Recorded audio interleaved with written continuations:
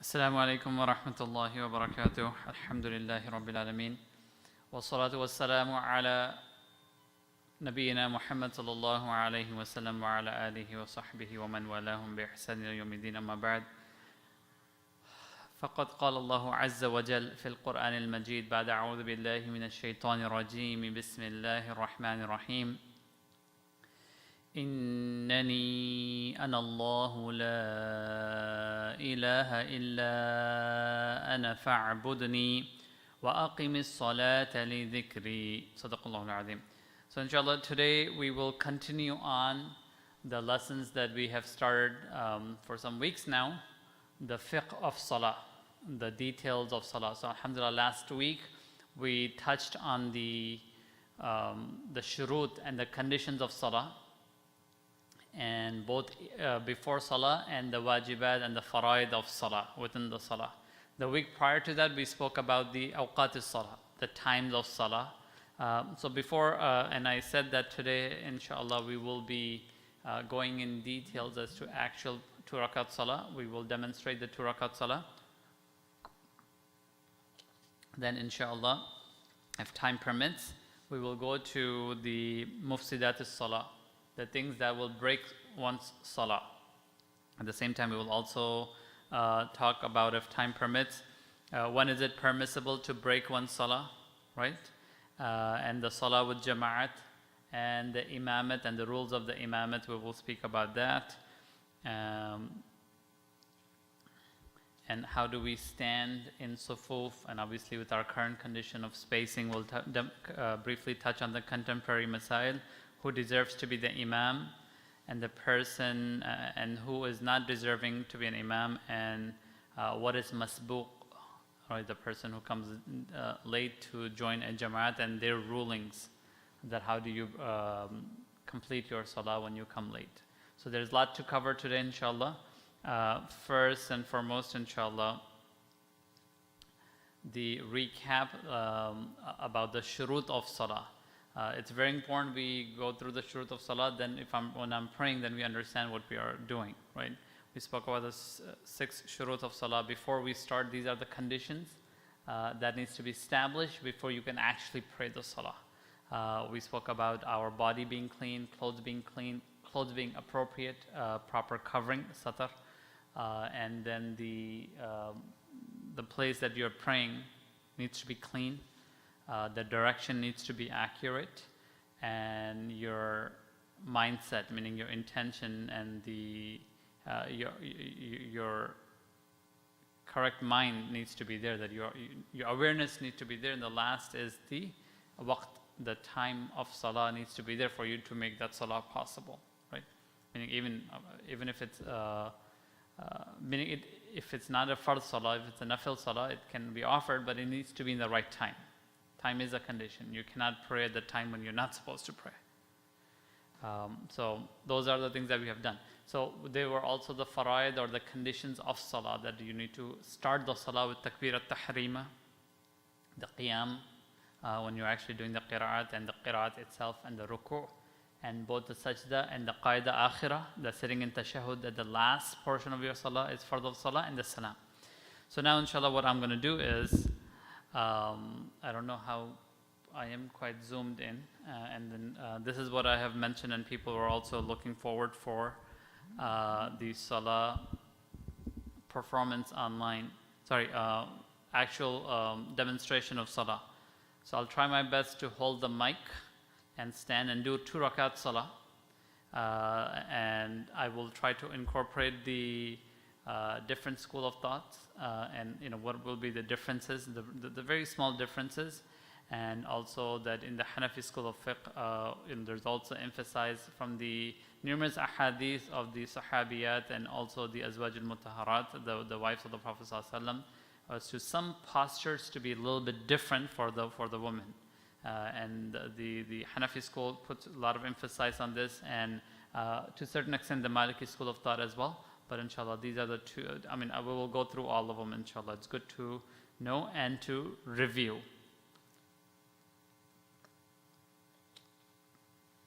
The verse that I recited in the beginning of Surah Taha, Allah says, "Innani ana Allahu la ilaha illa ana fa'budni وَأَقِيمِ الصَّلَاةَ لِذِكْرِي إِنَّنِي أَنَا اللَّهُ. O Musa, I am your Lord. I am Allah. La ilaha illa ana. There is none worthy of worship except me. فَاعْبُدْنِي. Worship me. وَأَقِيمِ الصَّلَاةَ لِذِكْرِي. And worship me and establish salah for my remembrance. So we understand the maqam of salah. So it's very important that we all learn salah in its and continues to learn salah. Li dhikri, for the remembrance of Allah subhanahu wa ta'ala. So let's see. How should I do it? I'll just do it. So those who are watching, obviously this is demonstration. I know because some people who are watching, they have kids and family members, they definitely want to follow along.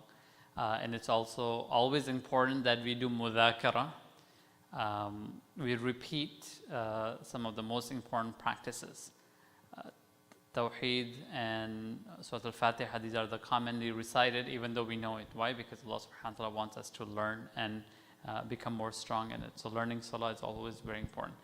As we learned that the qibla is a shart of the salah, so if we know when we are in the masjid or even in our house, if we have determined that this is the qibla, so always it's important that we stand and our feet, I'll come on the white, I don't know, is it still visible on the camera? Our feet should be straight as well towards qibla. Our feet should not be turned away, sideways, or trying to, no. Your whole body. Inni wajjahtu wajhiya lilladhi fatara as-samawati wal ard. I'm standing. So wajh, face. Wajh, by saying wajh, li muradil jism. By saying face, it means the whole body. I'm facing my whole body towards you, O Allah. Right? And the wajh, when we are making qibla, facing the Baytullah. So that's the first thing. We learned about last week about the condition, one of the conditions of salah is the intention. So it is important to have intention for salah. So some ulama are of the opinion that intention should be verbal, right? Like the dua of Ibrahim alayhi salam, inni wajjahtu wajhiya lilladhi fatara as-samawati wal ard wa ma ana min al-mushrikeen. Or you could say it in your own language. Oh Allah, I'm praying this fajr salah with the jama'at or at home, alone by myself, for your sake, for your pleasure, right? Saying verbal intention is desirable if you don't say it, but at least you need to be cognizant, mindful that you are praying this salah for the sake of Allah, and this is the salah that I am praying, especially now when the time is short. If it's 2:30, 2:40, right, in that time frame, you need to really specify, is it still Dhuhr time, that am I praying Dhuhr or Asr? So making that thing distinction is one of the shart. So then you start your prayer. So in the books of Hadiths, when it comes regarding the raising hands for Takbir al-Tahrima, Prophet ﷺ, Ibn Masud radiallahu anhu narrates that the Prophet ﷺ, when he raised, especially when this was narrated at the time of Hajj, where Prophet ﷺ also raised his hand up for dua. At the same time, when he would raise his hand up for Takbir al-Tahrima for Salah, he would raise his hand all the way up and palms straight. Again, when we say that everything, our whole wujud should be facing qibla, so our feet are straight, our body is straight, upright. And this is all in the condition, a normal condition when a person is fit, right? If a person is sick or is not able to, all those things will come up, and we have touched some of them last week. Your hands and the palm should be straight. Misconception comes, especially in the subcontinent, that you have to touch the ear. Sah? No, you don't have to touch the ear. It's the hadith that refers to the ear is where Prophet's hands were up till the ear. His hands were up till the ear, right? So if you touch it, that's fine. I mean, that's not the condition. So sometimes what happens is a person touches the ear and the person missed the other ear. So he missed and he goes back and touches again as if thinking it's conditioned, and they come back. No, you don't have to do that. If you raise your hands up all the way till your ears, and then you say Allahu Akbar. And that Allahu Akbar needs to continue. That needs to be long enough till where you hold your hands. So that's the first thing, that we say Allahu Akbar. Now, a slight variation, again, I do want to make it clear that according to a very strong opinion actually amongst many scholars, but definitely the Hanafi school of thought regarding the salah for the sisters. And there are differences that are mentioned from the practices of the Sahabiyat, the female companions that the ulama have compiled, right? And that is that for women, if they don't raise their hand up all the way up, that's okay. It's actually recommended that they don't raise their hand all the way up, even if it's till their shoulder. Even for men, if you don't raise all the way up, and even if it's up till their shoulder or higher, it will be acceptable. And then qabdul yad, holding your hands. And again, when we pray, we've probably seen the variation amongst our prayers within the masjid, or if we travel and stuff like that.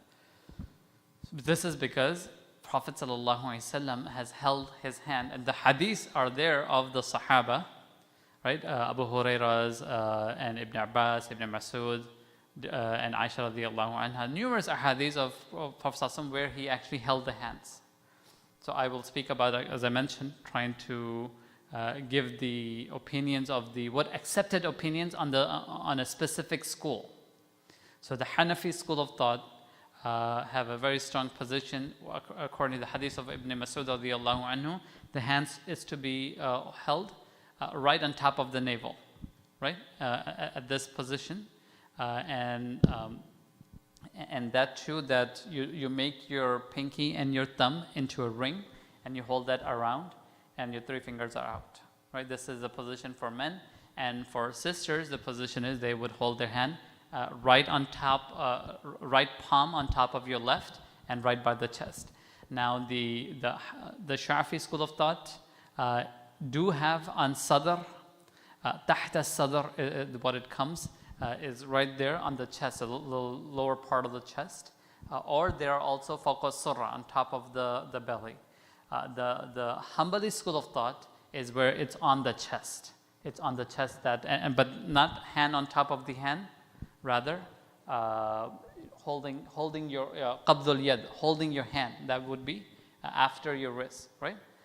These are the difference of opinion. Of course, the whole purpose is that we understand that when the hadith of the Prophet ﷺ came, Sallu kama ra'aytumuni usalli, pray as if you have seen me pray, and hence Sahaba captured those moments. Sahaba, companions of Prophet ﷺ, captured those moments of his safar and hadar, when he was traveling and when he was home, Mecca and Medina, and the last moments of his life. So these were the difference of opinions that come within the ummah from the four most famous school of thoughts: Hanafi, Maliki, Shafi, and Hanbali school of thought. Rahimahumullah, may Allah have mercy on all of them. It's very rich and very unique, and alhamdulillah, if you were to think that with the four school of thoughts, especially in Salah, all the ways of the Prophet ﷺ, how he prayed, has been captured, right? So it's a blessing. It's a strong suggestion that whichever school of thought you follow, you stick with that, and then you pray the Salah, inshallah. There's not that much of a difference in the whole deen. It's basically in some furu'at, in small details, that there's some difference. Then thana, which is praise. Thana is to praise. The praise of Allah subhanahu wa ta'ala is first thing that to be recited. Again, this is according to the Hanafi and the Maliki school of thought. Hanabila and Shawafi, I think, consider thana as something which is mustahsan, mustahab, desirable, not really a condition. But in the Hanafi school, not condition, it's something that is sunnah, required, greatly recommended.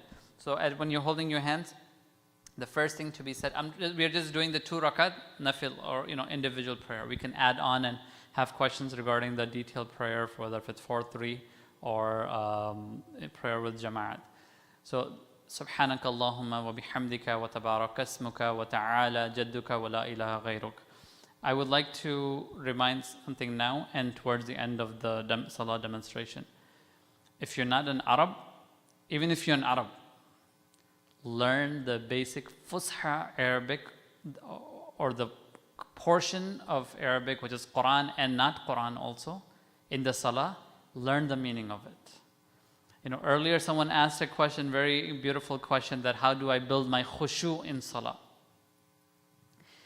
If you know each and every word, what you are saying, then your concentration is in. For example, Brother Tariq, mashallah, I like your haircut. You understood each and every word I said. And I'm saying, I am understanding what I'm saying. So there is that communication. Even if it's one person saying to somebody, even you're not saying a word, but there is communication.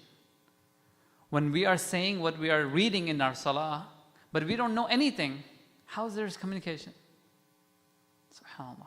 So, Subhanaka Allahumma wa bihamdika, praise to Allah subhanahu wa ta'ala, and the glory to Allah and praise to Allah. Wa tabarak asmuka, isma, your name is Mubarak, oh Allah subhanahu wa ta'ala, and the whole.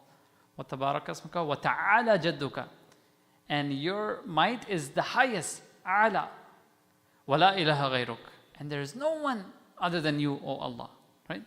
Very beautiful form of praise of Allah subhanahu wa ta'ala. I'm not going to go into all the meaning. This is where we feel the need and go back and review. Doesn't matter what age we are in, but it's very important we always learn, especially all what we recite in salah, we should know the meaning. So inshallah it will help us build a very strong connection in our salah. Anyways, Subhanaka Allahumma wa bihamdika wa tabarak asmuka wa ta'ala jadduka wa la ilaha ghayruk. Then because we're about to start Quran, it's a hukum of the Quran, وَإِذَا قُرِيَ الْقُرْآنُ, it's written right there as well. When you're about to recite the Quran, فَاسْتَعِذْ بِاللَّهِ مِنَ الشَّيْطَانِ الرَّجِيمِ, then you seek Allah's help from shaitan. Right? So we say isti'adha, right? Or ta'awudh or isti'adha. That's the title of أعوذ بالله من الشيطان الرجيم. We should learn this. The title of أعوذ بالله من الشيطان الرجيم is ta'awudh or isti'adha. Isti'adha. We are seeking Allah's protection. أعوذ بالله من الشيطان الرجيم. بسم الله الرحمن الرحيم. بسم الله الرحمن الرحيم's title is Basmallah. Basmallah means Bismillah ar-Rahman ar-Rahim. Now, if you are the imam and if you're reading, then according to, again, the Aimai Thalatha, the three Aimma, Imam Shafi, Imam Malik, and Imam Ahmad bin Hanbal, you could read it loud. The imam can read it loud. The Hanafi school of thought, they still do not consider it part of the Quran, so that you would read it sirran. The imam would still say A'udhu billahi minash shaitan rajim, Bismillah ar-Rahman ar-Rahim, but would not say it out loud. Small differences. But as we are talking about individual infaradan, individual prayer, so you would say A'udhu billahi minash shaitan rajim, Bismillah ar-Rahman ar-Rahim, then you start Surah Al-Fatiha. I'm not going to go into too much detail then. If I go into much detail, we will not have time. Surah Fatiha, then you add another surah. Now, when you add another surah, it's better to have tartib. Tartib would be that if you recited Surah Duha, wa Duha in the first rakat, then the second rakat recite something from Alam Nashrah till Nas. Right? So have that tartib in your surahs. So you recite that surah, and that is your qiyam. That is your qiyam, where you are standing and reciting. Then you go into the roku. Now the roku is important. I'm going to go from the side and to show how we do roku. And this is all for those individuals who are fit and are able. Now, he's not coming in the camera. Jazakumullah. Is this good? So in the roku, I'm doing sideways so you understand.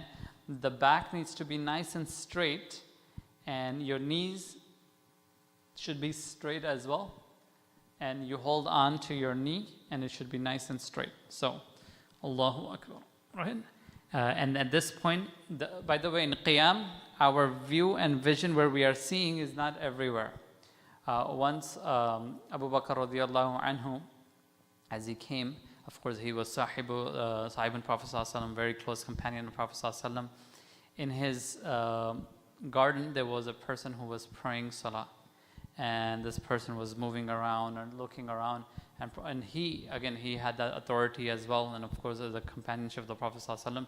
He said, what are you praying? Are you praying or playing? Pay full attention. Even though if your concentration is there, but still show yourself in a way that you're not moving around, not just your body but also your gaze, right? So while we're praying, although it's okay to just look up, and even if you found your gaze to be stuck on something, that does not break your salah, but it's definitely not desirable. When we are standing, we should be looking down where we make sajda, and when we are in a ruku', we should be looking at our toes when we're standing. And in that position, the ruku' is a position that Allah also speaks about in the Quran, about the malaika being in that position. It's a position that is very desirable. It's you're humbling yourself and you're saying a tasbih, Subhana Rabbi al-Azim. Subhan, praise be to my Rabb, who is the one who deserves, who has all the who is to be glorified, Allah subhanahu wa ta'ala. There is another dua that comes in Ibn Majah, and again there are actually many duas that come, the Prophet ﷺ has recited in ruku and sajda. One of them that comes to mind is Subuhun Quddusun Rabbul Malaikati war Ruh. Subuh, praiseworthy, Quddus, pure, Rabbul Malaikati war Ruh, Rabb of all the Malaika and Angel Jibreel. Praising, any praises, right? So that's in the ruku. Then Sami Allahu liman hamida. Again, I don't want to go in meaning, but I also want to quickly remind, these are beautiful words that we should learn the meaning of. Rabbana walakal hamd. If you're praying alone, you would say both, Sami Allahu liman hamida, Rabbana walakal hamd. So from the ruku', when you're getting up straight, and you wait, you say Sami Allahu liman hamida, Rabbana walakal hamd, Rabbana lakal hamd, Rabbana walakal hamd walakal shukr, Rabbana lakal hamd walakal shukr, mil as-samawati wa mil al-ardi wa mil ma baynahuma. These are all the du'as that come in. Again, I don't want to go into the meaning, but praising Allah subhanahu wa ta'ala. Then going in sajda, right? Allahu Akbar. So the ulama, they write down that the sajda is where Prophet ﷺ said that when you are in sajda, this is the most disgraceful position as human being that we can be in front of someone who is very great. That is why we don't disgrace ourselves in front of anybody except Allah subhanahu wa ta'ala. And Allah loves this position of an insan, of a mankind, the most. Allah says you are not putting sajda on the ground, rather you're putting your feet in the presence of the Almighty Allah subhanahu wa ta'ala. Kama yaliqu bi shanihi, what befits His Majesty subhanahu wa ta'ala. So in sajda, when you're going in sajda, you bring in that awe and that feeling that you're about to do one of the greatest acts of salah. Salah in itself is the greatest act, right? After iman is salah. But in salah, the highest position of salah, which is more beloved and muqarrab to Allah subhanahu wa ta'ala, is sajda. So the ulama, they write, when you go to the sajda, I don't want to do that because I have my knee, but you know how sometimes some people fall down and as if, rather come with a lot of respect. You come down on your knees and then put your hand and then your nose and then your forehead. Right? The condition of sajda is where your feet needs to be touched, should be grounded, and then your knees are already there, then your hand, then your nose and your forehead. So this is the pattern that we need to put in. Now, once Prophet ﷺ was praying salah, and there were numerous occasions, his grandkids, and when they were babies and toddlers, Prophet ﷺ was in sajda, and they went in from between, subhanallah, between his hands and under his chest, all the way other side, like a small cave. This also shows that his sajda, and he actually reminded the Sahaba, do not make sajda in a way like where your hands are on the floor, touching on the floor, right? Rather pick them up, and if it's allowed for you, meaning do not pray, especially in the jama'at. By the way, we forgot how the jama'ats used to be because everyone's distant now. But when the jama'at is there, when you're praying next to someone closely, don't pray in a way that you are pushing that person or elbowing that person. Rather, be mindful, but definitely do not put it on the ground. Do not put it on the ground. So that is the way how we make sajda. And in sajda, the similar dua, Subhana rabbiyal a'la, Subhana rabbiyal a'la, at least 3 times or more. Then you get up. So bayna sajdatain, you get up from a sajda, and then you could either say Rabbi ghfirli, Subuhun Qudusun Rabbul Malaikati wa Ruh, or any tasbih. It's important to sit, give, say something. Now I'm going to turn around so people in the camera can also see. So when we are making sajda, making sure our feet are grounded. That's one important thing. Number 2, when you sit between the sajda, for some people, if they have a knee issue, that's a different thing. But I'm talking about those who are fit in a normal circumstances. You put this is called iftirash. Tawarruk and iftirash. These are the 2 ways of sitting. The Hanafi school of thought and the Maliki school of thought, and in most cases the Hanbali school of thought. Majority of the school of thought are the opinion to make iftirash, that you take your left foot, you spread it, and you sit on your left foot. You put it flat down and you sit on it. And your right one is held up, right?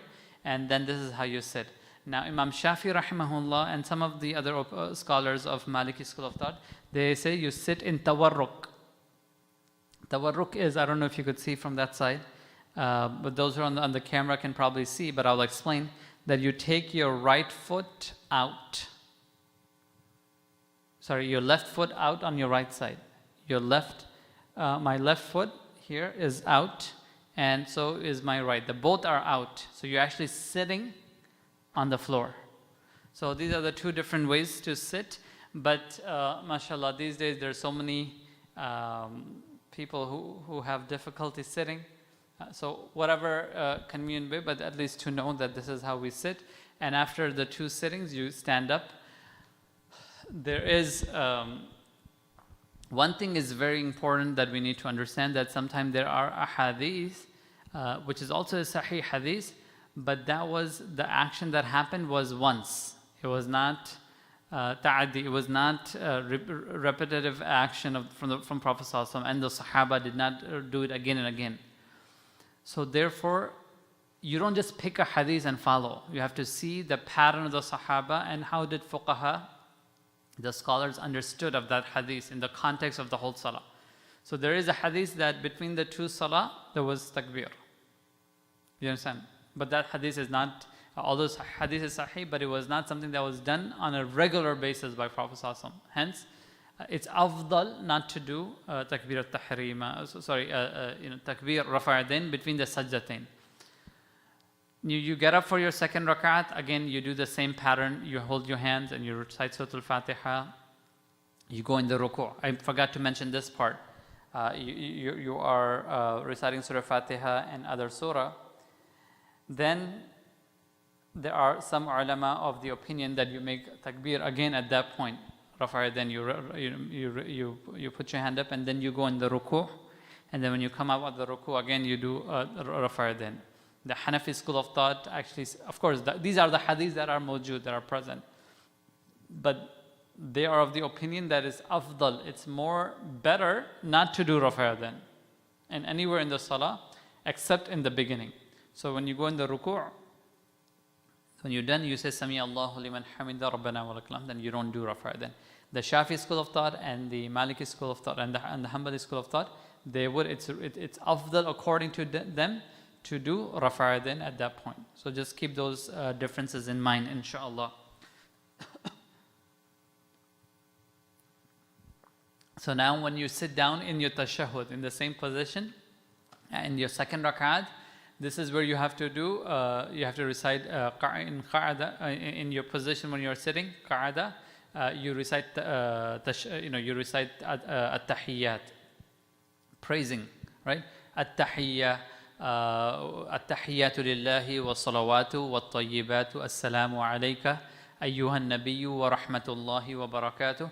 Assalamu alayna wa ala ibadillahi salihin. Ashhadu an la ilaha illallah wa ashhadu anna Muhammadan abduhu wa rasuluh.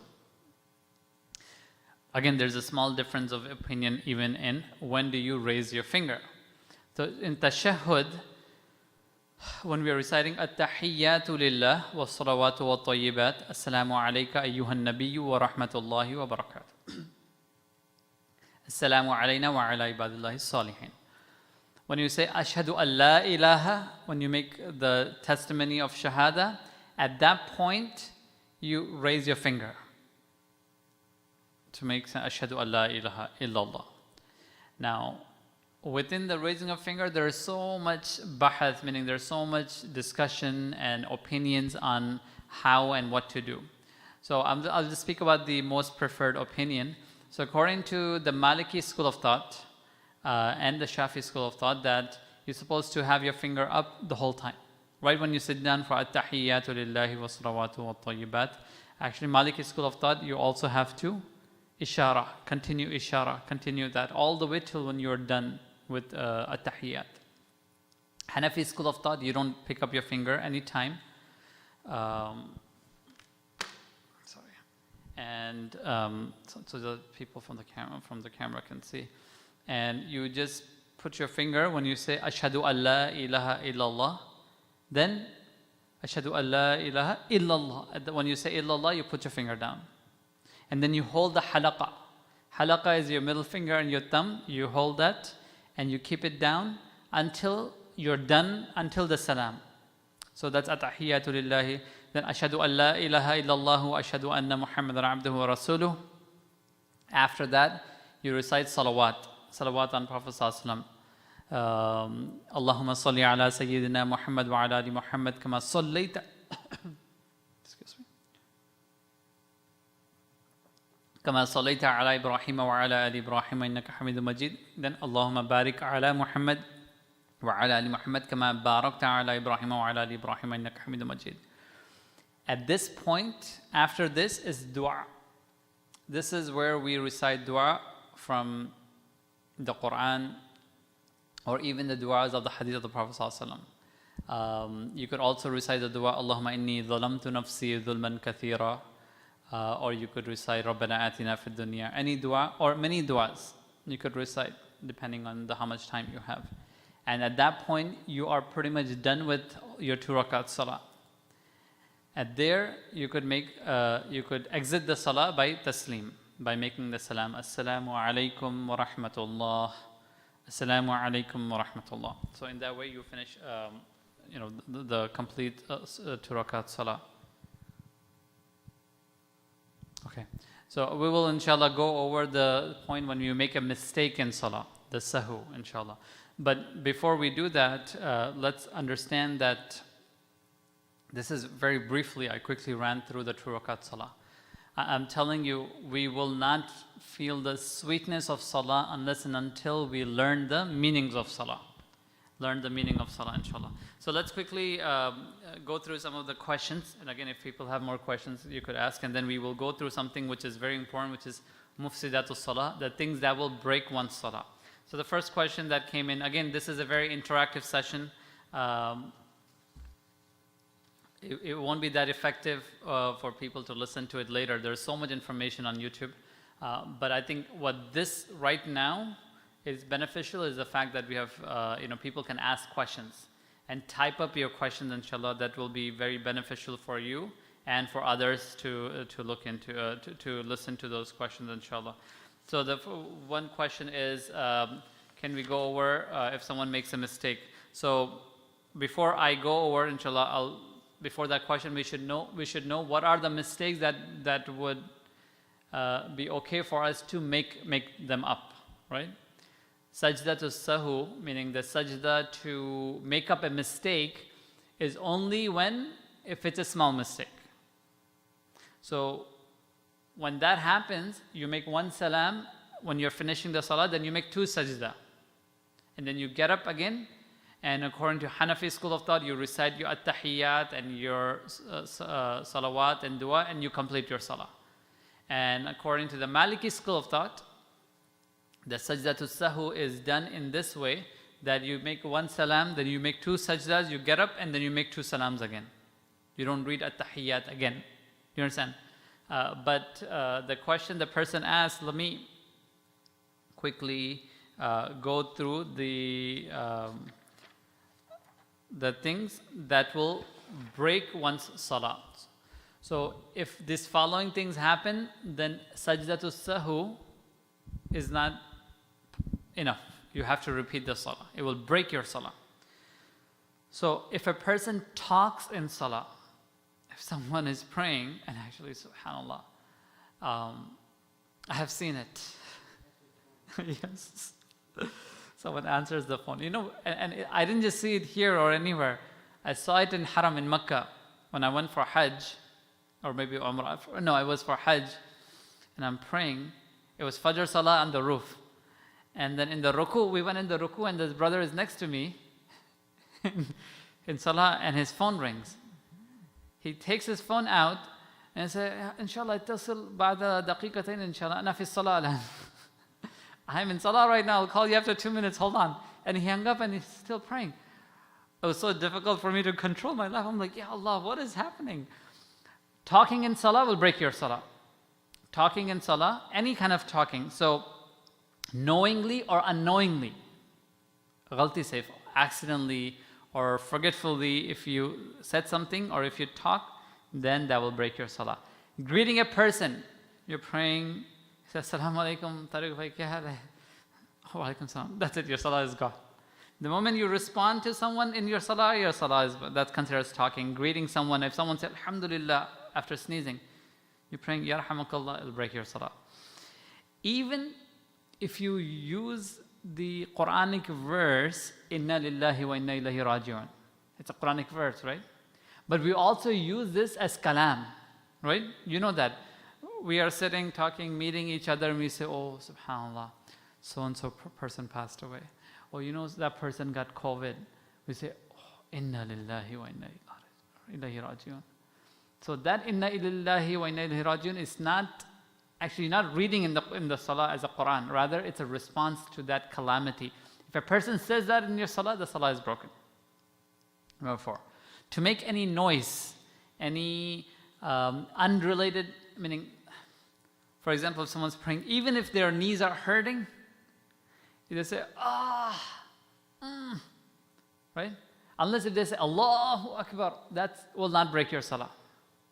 But if someone say, whatever the pain that they're going through, that will break their Salah. Now, to correct qira'at of a person other than the imam, right? I'm praying, and if my son he's memorizing, let's say right now he's memorizing Surah Al-Ma'arij, and I'm praying and then he made a mistake.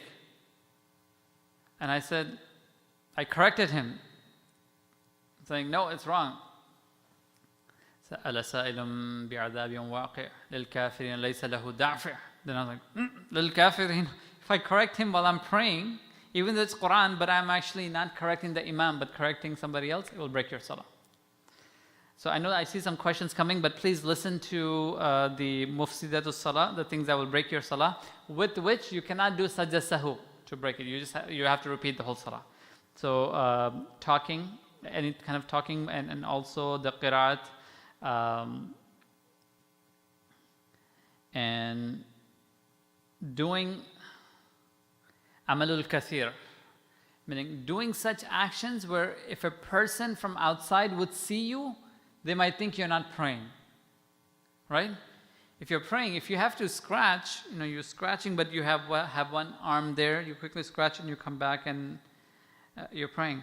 But if you're like going like this and looking around and doing things that a person do outside the Salah, like texting, even though you're not talking, opening the bottle up, and so too much movement will break your Salah. Too many things that a person does outside Salah will break your Salah. Eating and drinking unknowingly, right?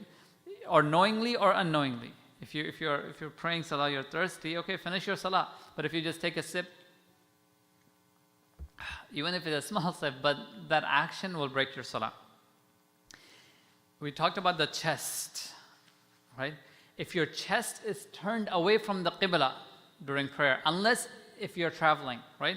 Unless there's a reason, without any excuse, if your qibla, if your chest is changed, meaning if your whole body, especially your chest, has moved from the qibla, it will break your salah. The excuse reasons where you could move is you're praying. It actually happened to me. I was praying this one place, I forgot where, and this brother happened to know the qibla. I made my tahari. We spoke about the direction and how we need to do the hypothesis, educated guess to know which way is qibla. So I did my whatever, east, west, north, south, did my qibla, I'm praying. Then he said, oh, this is not the qibla, you got to turn a little bit more right. So I'm praying, I heard him, then I turned. Valid reason, right? If you're in the ship and this way is the qibla and then it turned. And if you can't turn or whatever your conveyance where you are allowed to pray on, then you could turn. So these are excuse reasons for you to turn your chest from the qibla, right? Or actually you're moving towards qibla. If for no reason you're praying and then you just decide to pray this way, you break your salah. Your chest moving away from the will break your salah. If the place where you're making sajda during prayer you find out it's najis, it has najasatul ghalidha, right? Then if you pray still on it, that will break your salah. So it's okay when, for example, if I'm praying and if I know my child has his diaper leaked right there, and this happens, these are very real stuff, right? Then you could just take a step, you could move. As long as you're in the qibla, you would move either right or left. You don't turn. So that would be okay for that valid reason. But if you knowingly that there is impurity on the floor and you make sajda, that will break your salah. We spoke about this last week.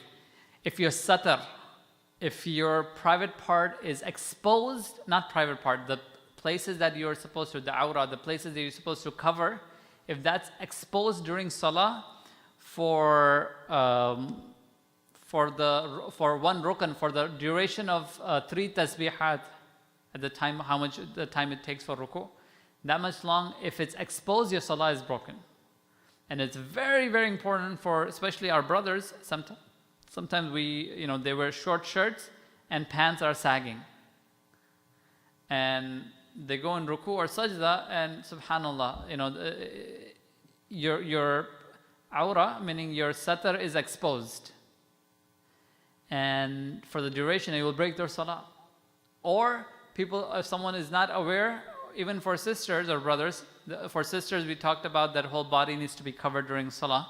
But if there's a hole or if there's a rip or a tear in their clothing and in their salah it was exposed and your skin is showing or your hair is showing for sisters, then it will break their salah. So we need to be mindful of our clothing. Number 2,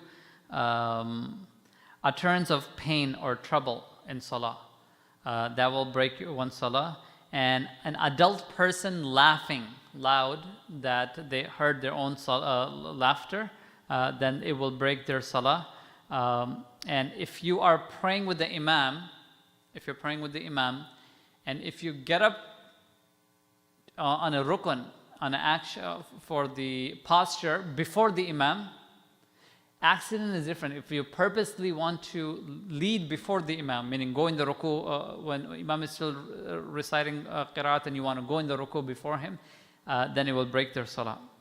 If it's accidentally, then you have to come back and still follow the imam. And last one, the 16th point where a person's salah, mashallah, there's so many questions. I'll come to them inshallah, 1 minute. The last point in which a person's salah will be broken, that the sajdatul sahwi is not sufficient, is where, and there's a very tricky one, last one, is where a person makes a very big error, mistake in the qiraat of the recitation of the Quran, where it's just not the words that are changed, or they have not did the correct pronunciation, the makharij is wrong. Rather, if they change the meaning, right? If they change the meaning, which is completely other than what Allah subhanahu wa ta'ala is intending, right? I'm giving an example, of course, na'udhu billah, astaghfirullah, of course, no one means this. And in the Quran, for example, it says, khalaqallahu, right? Khalaqallahu samawati. And if someone say khalaqna, or meaning if they add something that will distort the meaning that we have, if I have created, or something, if the verses of Jahannam are mentioned, then if person say فَأَصْحَابُ الْيَمِينِ, or if say after the verses of Jahannam are mentioned, إِنَّ الَّذِينَ كَفَرُوا, right? Then instead of that you mention إِنَّ الَّذِينَ آمَنُوا وَعَمِلُوا الصَّالِحَاتِ, then you mention the kufr ayat after that. So anything where it's a very big change in the meaning and the mansha of Allah subhanahu wa ta'ala's message, it will break your salah. So it's very important that we recite the Quran correctly. If not, stick with what we know, right? And then if we make a mistake, then we could always check with the ulama. So let's quickly go through some questions. I know this was a lot of information. If in the third rak'at, what if one reads another surah after Surah Al-Fatiha? Very good question. So in Dhuhr prayer, we know that we recite Surah Fatiha and other surah in the first two rakat. In the second two rakat, we only read Surah Al-Fatiha. If you recite Surah Al-Fatiha again, it's not even a mistake. So on that, if you remembered, you stop and you continue your salah, and inshallah, you don't even have to do sajdatul sahu at that point, because it's not really a mistake. You added something and it is still part of the Quran, so it should be okay, inshallah. What should I do if I end 4 rakat prayer with 3 and then realize it right after salam? And this is what, this is a common question. We addressed something similar last week, right? So I actually asked one of the muftis about this question. And so please listen to this. When a person did, so few scenarios, and then I'll answer this question. It's a 4 rakat salah, it's a Dhuhr salah, and then in the third rakat you're supposed to get up, but you sat down. And you're reading at-tahiyyat, and you're reading and then you realized. First is if you realize that you had sat down in the third rakat, immediately get up. Immediately get up and pray your 4th rakat, and now do sajdatul sahu. Right? Now, that's one case. Second case is you sat down in the third rakat in the same example. You read everything, you made salam, and then you turned your chest away, meaning you completely got up, and then somebody told did you just pray Dhuhr? There was 3 rakat. You're like, oh yes, I remember it was 3 rakat. You even talked to someone. At that point, what do? Repeat. You got to repeat your whole prayer, because number 1, you moved your chest away from the qibla. Number 2, you talked to people. You did amalul kathir. You walked and everything. Yes.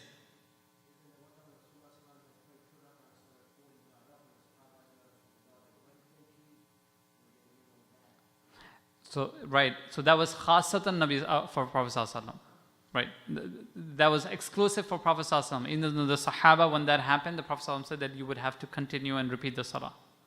So again, if your chest is there, and this is what I'm coming to that point. So the question that person asked, you sat down in the third rakat, you made salam, and then you realized, and usually that's when you actually wake up. The moment you make salam, did I make 3 rakat? If you had that doubt right as you are sitting, immediately get up and add your salah, add your rakat, make sajdatul sahu, and then complete your salah. So I hope that answers that question. Mashallah, there's quite a few questions. And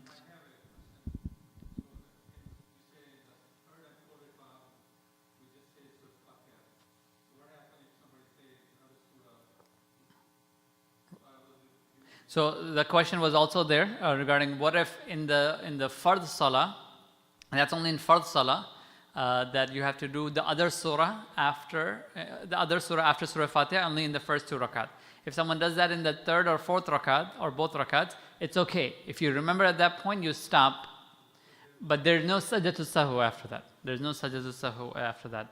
And I answered the question. Another question is, if I have my kids praying next to me who moves a lot, that's what all the kids do. But can I pull him to straighten up or to stop moving? Absolutely, you could do that. That will be tarbiyatul salah, but not to a point that you are picking them up and using both hands. But if there's one hand, with one hand you could just bring them straight to you or bring them close to you, you could do that. Actually, Prophet ﷺ, it was Ibn Abbas radiallahu anhuma that who spent the night with Prophet ﷺ. And oftentimes even Anas radiallahu anhu and other young Sahaba, kids, children of the Sahaba, they would pray. That one time, this companion, the young Sahabi, was praying on the left side of the Prophet ﷺ. He pulled him from here and then brought him here on this side. You get my point? So for ta'liman, and also in this example, this person have mentioned that they're moving around to make them realize that we are in salah, right? If that could bring them, if that could awaken them to what all the goofy things they're doing, then that's fine. You could bring them and bring them closer to you, as long as it's not amalul kathir. Amalul kathir is again where there's too much movement, excessive movement is something that is not allowed. Sajda to sahu, if sajda sahu due and you forget to make. Okay, this is a very good question. Let me read. If sajda sahu is due and you forget to make one, salam, and hold on, the questions are coming and it's missing. Okay, if sajda sahu is, I have to move up again. If sajda sahu is due and you forget to make one salam and do sajda to sahu according to the Hanafi, could you complete the ayat, and do sajda to sahu like Maliki? Right, very good question. So if a person forgets to do sajda to sahu, they're speaking about the Maliki school of thought. The Maliki school of thought is where you make, when you make one salam or two salams, and then you just make two sajdas, and then you get up and you make salam. So if a person is asking if they forget to do the sajda to sahu, and then can they complete the at-tahiyyat and do sajda to sahu like Maliki? That question that was sent on 902, if they can please if they can ask again, then, but what I'm understanding is, if they would forget to make sajda to sahu, then how would you make tadbiq or do the Maliki way of sajda sahu? Because if you forgot it, if you made both salams, then your salah is done. By the way, this is another question. What if a person forgets to do sajda to sahu? You made a mistake in the first rakat, but you have three more rakats to make. If you forgot, then you forgot. Then you made your salam, you got up, then khalas, bismillah. I mean, if you had that intention, Allah subhanahu wa ta'ala knows that. And because again, sajda sahu are those things that are minor mistakes. It's not the major one, which is mufsidus salah, that will break your salah. So inshallah, if you forgot or you were planning to do it, if you didn't do it, then at that point, you can just, inshallah, have hope in Allah subhanahu wa ta'ala for the complete acceptance of the salah. The question is again, how can you merge it in the Maliki way of sajda sahu? I'm not understanding the question, but if it is that if you went beyond at-tahiyyat and you are about to make salam, right? Sajda sahu in Hanafi school of thought is right after at-tahiyyat, before salawat. But if you kept on reciting all the way and then you made salam, then you realize, then yes, you could do sajda sahu at that point as well. It's not a Maliki school of thought point. It's just that you could still do sajda sahu at that point. I hope that answers that question. The next question is your salah still good if you use one hand to stop your phone from ringing? Absolutely. Please do it. You're praying and the phone is ringing. Some people at that point become super khushu. All of a sudden, all the khushu comes at that point. No, you know what? I'm not going to touch the phone. And it's disturbing everyone at that point. So yes, if it's in your inner pocket on your suit, just go through, turn it off. Don't just shut it off. Turn it off, and then so it doesn't come back again. So yes, by all means, you can do that. You can do the one hand to go and turn your ringer off. If someone tells you to change my qibla direction during my salah, and I change my direction, what does it say about my khushu? I mean, khushu is important and is between you and Allah subhanahu wa ta'ala. But of course, you're also mindful of your surroundings. You know, if you're closing your eyes and you're focusing of اهدنا الصراط المستقيم صراط الذين أنعمت عليهم, right? The people of the righteous path is the way, the path that I want you, O Allah, to guide me. غير المغضوب. So you're focusing in your salah, you build your khushu, and someone say, or even taps you or say, brother, wrong direction, then you come back to your sense. The khushu doesn't mean that you are completely, you don't hear or see or feel anything, right? If someone comes and tells you, then you be mindful, and then of course you change your qibla and then go back to what you were reading. So of course it doesn't mean that you are building or breaking your khushu. In regards to meaning, what if due to weak memory I end up combining two surahs, I think. Is it okay? Would I have to do sujood sahu? No, you don't. Actually, you can combine two surahs. And of course, you don't do sujood sahu. For example, وَالضُّحَى, right? And if you're reading وَالضُّحَى, وَأَمَّا بِنِعْمَةِ رَبِّكَ فَحَدِّثْ بسم الله الرحمن الرحيم أَلَمْ نَشْرَحْ لَكَ صَدْرَكَ وَوَضَعْنَا عَنْكَ وِزْرَكَ. You can continue those surahs. Or even if it's وَالضُّحَى, then وَأَمَّا بِنِعْمَةِ رَبِّكَ فَحَدِّثْ بسم الله الرحمن الرحيم قُلْ هُوَ اللَّهُ أَحَدٌ. You could go on, even skip a surah and continue on till the end. But you have to manage the tartib. You have to go in order. And you don't have to do sujood sahu at that point. What if you accidentally combine the sunnah and the fard of fajr without salam? No, that is not acceptable. So, for example, you're praying your sunnah. So you made the intention for your sunnah prayer. Fard is, of course, if you miss your fard, you have to make them up, qada. It's very important. Fard salah, it's salatul maktuba. You will be held account. The main accountable is with your fard salah. So in your sunnah prayer of your fajr, and you got up on third rakat, one or two things you could do. You could immediately sit down and make sajda sahu.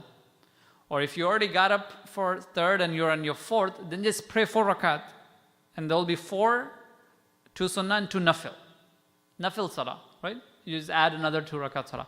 But then you have to make your intention for your fard prayer, and you have to pray your fard prayer. Oh man, it's 9:20. Again, if you have any questions, please add. I still have 4 or 5 questions. After that, I will end. Now.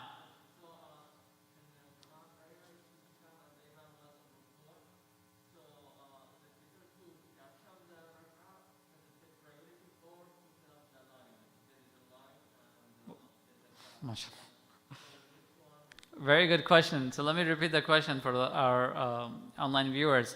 The brother asked the question, you come in the musalla and you see, or imam has just completed the surah and is going in the ruku, right?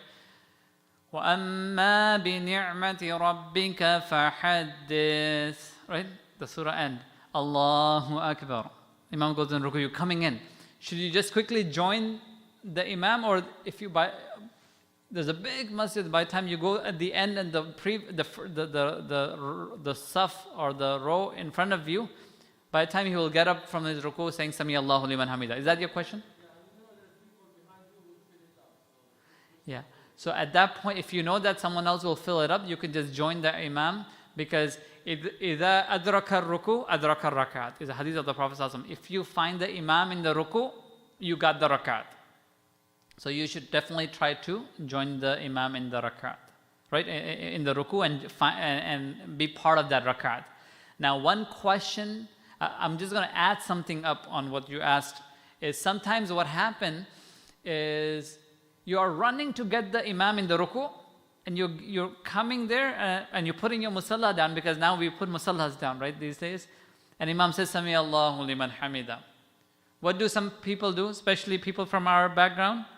They say, oh, I lost my rakat. So I'm just going to take my time, quickly check my messages, because now imam is going to go ruku, sajda, and I'm going to get him up. And people think actually we have to catch the imam in the ruku or in qiyam. Astaghfirullah, that is wrong. If imam is in jalsa, meaning standing up, or in sajda, join, say Allahu Akbar, and then join the imam right away. Even if you lost that rakat, you should join the imam right away. So just for the records. But now.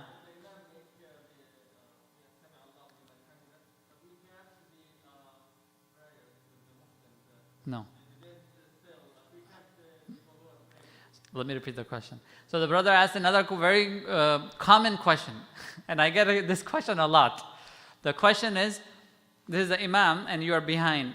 The imam is in the ruku, and you're coming and you're about to join. The imam says, Sami Allahu liman hamida, and people are still there. Should we just quickly join and count as if you have got the rakat because people are still in the ruku? No. It's the imam. The hadith is إِذَا أَدْرَكَ الْإِمَامِ, not muqtadi. Right? If you found the imam in the ruku, you got the rakat. And I will go a little bit more detail because if not, someone's going to ask this question. What if I say Allahu Akbar and imam says Sami Allah? Right? We were at the same point. Brother, make your distinction. Either you got the rakat or you don't. Right? And don't have waswasa or don't put yourself in a position that you're not able to decide and you are thinking for a whole night. Khalas, bismillah, the moment if you say Allahu Akbar and then you went down, the moment you found the imam even for a split of a second, you got the rakat. The moment you say Allahu Akbar and you're about to go, imam got up, khalas, you didn't get the rakat. You just continue, you put your hand down and you go with the imam. And do not count that rakat because you did not find the imam in the ruku. So, you feel solid what is in your heart and you khalas, you move forward.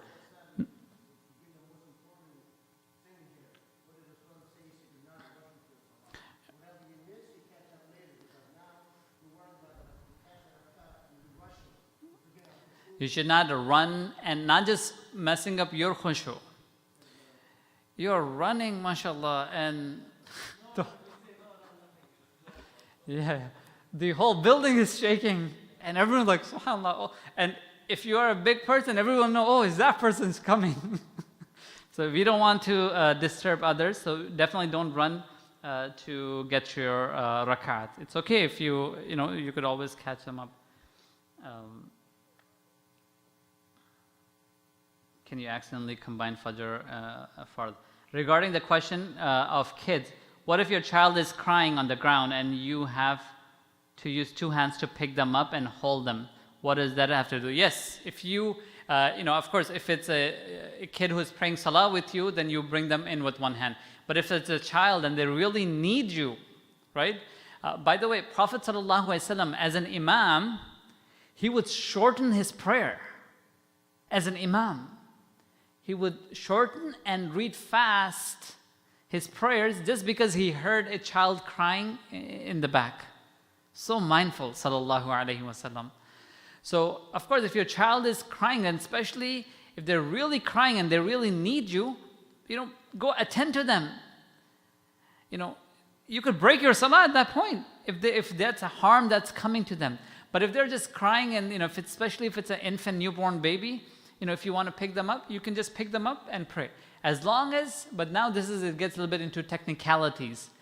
If the child's diaper is full, right, then they also have najasa that you are picking up. So this is where it gets into a tricky issue, or if it's leaking and things of that nature. If that's the case, it's best that you break your salah, attend to the child, and then you make up your salah. But if your child's diaper, if it's clean and they're crying, all they need you to just pick them up, just pick them up with two hands. Again, it's not amali kathir. You're not doing it and playing with them, and it's not a very long, prolonged action. You quickly pick them up, hold them on your shoulder, and you pray.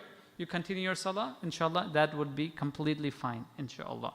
The next question is, okay, so what if the person behind me reminds me that I prayed 3 rakat? Should I get up and add a 4th rakat and do sajda sahu? Would that invalidate my salah?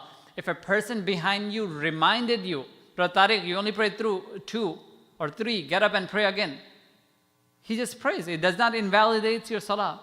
If he says, oh, thank you, Saad bhai, khalas, then your salah is gone. So the salah will break if you talk. If someone said something to me, I heard it, and I remembered, I'm not responding, I'm not learning something from that person. So, meaning it's not the Quran recitation and correction back and forth, then it's okay. If I'm reading Salah and he's sitting one place and he said, hey, you read wrong in your Quran, and if I corrected it, then I will break my Salah. But if you said something, you only read 3 rakat, then if I just got up, that is not considered as correction and it will not break one Salah. Regarding my previous question, if you do not know whether you have combined them or not, I do not understand. Combine them what? Sunnah and fard. Or for fajr, I think. I mean, for fajr it's 2 rakat sunnah and 2 rakat fard. You should know that you have combined. If you're very sleepy at that point, then it's better you just repeat it if you're not sure. That would be my answer, if that's the question that you're referring to. Would turning off cell phone be considered excessive movement? No. At that point, akhafud dararain, the lesser of the two evils. And again, unless your cell phone is in your socks and your socks is hidden on your leather socks, and if it's too much work of that kind, then that's a different thing. But if it's in your pocket, you take it out, or you even sometime, if the phone is ringing, any button you press, these days all the cell phones, smartphones are such that any button you press, it will turn off the ringer. So that would not consider as excessive movement. But if it is causing an excessive movement, then yes, it may break your salah. By combining, I mean I merged 2 surahs by mistakes. Start with Surah Al-Buruj and transitioning into Surah Al-Fajr as one surah by mistake. It's okay, you could do that. There is no problem if you merge 2 surahs. Can you combine prayers if you are going out and you don't want to miss? Oh, subhanAllah, this combining of salah. So the most preferred opinion is you combine salah for a reason, and of course the reason according to all the ulama is during safar, during your traveling. Jama' fi salah, jama' fi safar, right? You combine salah during traveling. So the Hanafi school of thought of that combining is jama' suri, meaning it's apparently combining, right? So you pray in that time that I told you earlier of Dhuhr and Asr. Asr time starts, actually that's not true. It starts a little bit earlier than that. That's our Jamaat time, right? 3:12? 2:12? Yeah. 2:27, right? If it's the Hanafi school, Hanafi opinion with the mislain, with the tekken, it's like 3:04 or something, early 3s. Nevertheless, the jama', meaning combining 2 prayers according to the Hanafi school of thought, is that you pray both of them in that close range. Like in these days, if you're traveling, then you would pray Dhuhr and Asr like back to back during that time of 2:30, right? You pray Dhuhr and you pray Asr. So suwari, meaning suratan, from one perspective it looks like jama', but it's not jama'. Actually, you're praying 2 rakat. The Shafi and Maliki school of thought is that you can do jama' taqdeem wa ta'khir. Taqdeem is you could bring one of the salah before its time. So in traveling, you could bring Asr into Dhuhr time. At 12 o'clock, you could pray Dhuhr and Asr. Or ta'khir, or you could bring later one of them, which is Dhuhr, then you could pray both of them at 4 o'clock, for example, if you're traveling. So that, in those conditions, you could make jama'. In the conditions where it's excessive snowing, raining, and you cannot come to the masjid, and even the next salah, actually, you according to some ulama, you could make jama' at that point, but actually that's not a preferred opinion. But the question is, can you just combine the prayer if you want, if you don't want to miss? No, actually we cannot. We cannot just combine because we are fearful that we may not be able to pray the other salah. Rather, when the other salah time comes, then you have to see it. It's only when you're traveling that this permission is given, right? When you're traveling, and then there are occasions like in Hajj, during the Yawm al-Arafah, where you combine Dhuhr and Asr, according to again the ulama and the opinions. But other than that, you cannot combine, inshallah. Jazakumullah. There's a lot of questions. I hope it was beneficial. If it was from Allah subhanahu wa ta'ala. And Allah subhanahu wa ta'ala allow us to benefit. If it was something wrong, then it's from shaitan and me, and I ask for forgiveness from Allah subhanahu wa ta'ala. And we'll end with this, inshallah. It's almost 9:30. It's past 9:30, inshallah. Jazakumullah khair. Next week at same time around 8:15, 8:20.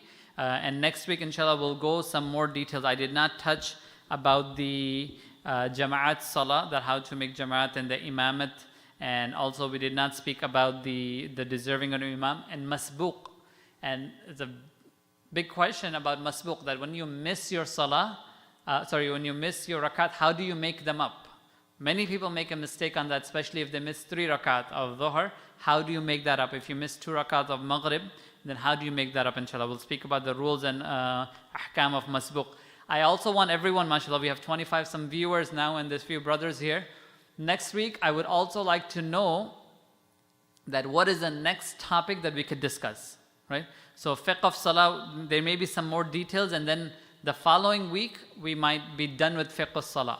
If we want this session to continue, whether if we wanted to do zakat or saum or hajj or some other masail of fiqh, inshallah, we can go into that. Someone mentioned about finance, or again zakat, we could go into that. But please have your opinions ready. Next week, inshallah, we can consult for what we want to do the following week. Next week will be our last session for the fiqh of salah, inshallah. Jazakumullah khair. بسم الله الرحمن الرحيم اللهم أنت السلام ومنك السلام وتباركت يا ذا الجلال والإكرام اللهم تقبل منا إنك أنت السميع العليم وتب علينا إنك أنت التواب الرحيم سبحان ربك رب العزة ما يصفون والسلام على المرسلين والحمد لله رب العالمين جزاكم الله خير والسلام عليكم ورحمة الله